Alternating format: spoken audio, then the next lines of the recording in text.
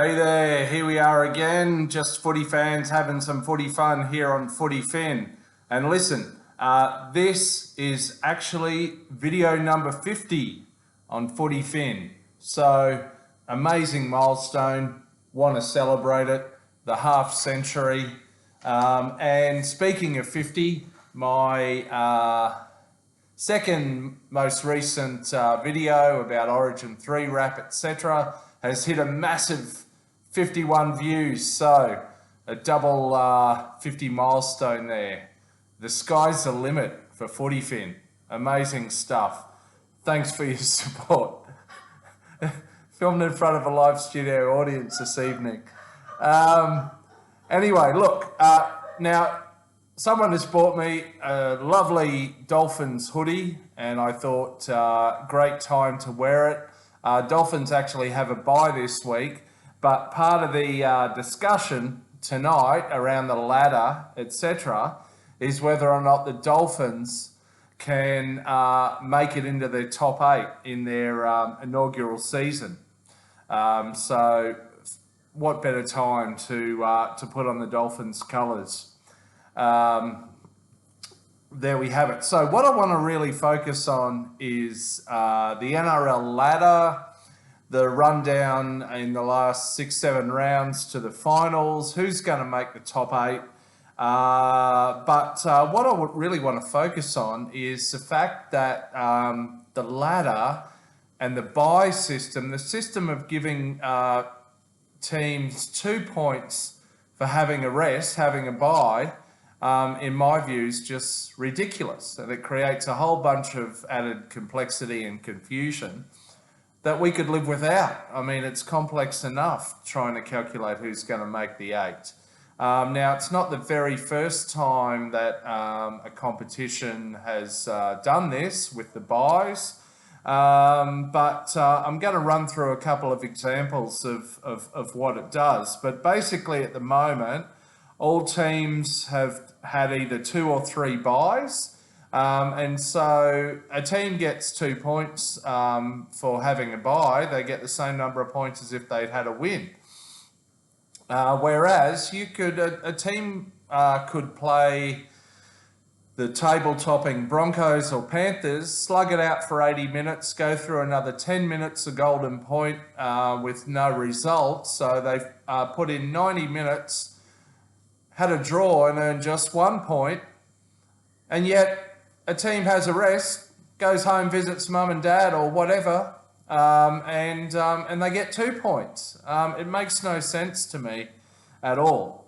And so what we get is things like at the moment, and the 2 points for the bye aren't given till the end of the weekend, I think. So at the moment, we've got the Dolphins, the mighty Dolphins, sitting on 14th.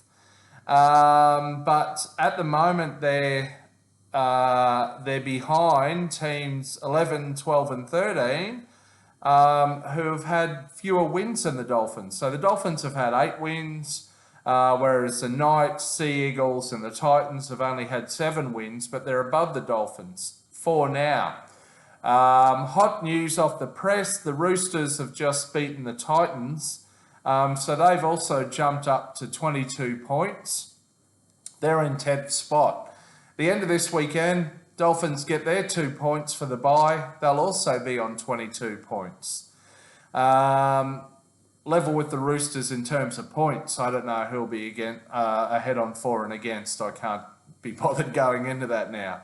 And then you've got the Cowboys ahead of them on 9th on 24 points. So, yeah, look, it just doesn't really make any sense to me. By the way, with the Dolphins having beaten the Tigers last night, the Dragons beat the Tigers. They've jumped up to 15th. They're ahead of the Doggies. And I think the Doggies face the Panthers, so the Doggies are probably not going to move from there, at least over the next week. So anyway, look, I could go into more details, but basically the Panthers have played 1 less game than the Broncos. If the Panthers win this weekend as predicted, they'll both be on 32 points. but the Panthers will have played one less game. So yeah, this whole bye system, it doesn't really make sense to me. I don't like it. I don't like it. Scrap it for the next year, please. NRL, scrap it.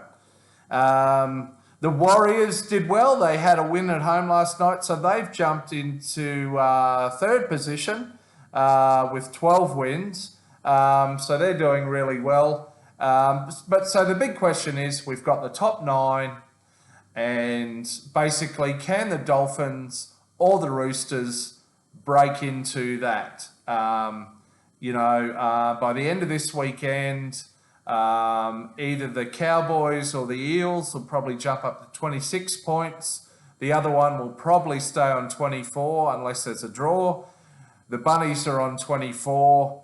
And then, as I say, we've got the Roosters and the Dolphins on 22. So the big thing is, can the Roosters or the Dolphins crack it into the top 9 or indeed the top 8? And I'd really love to see the Dolphins make it in their inaugural season.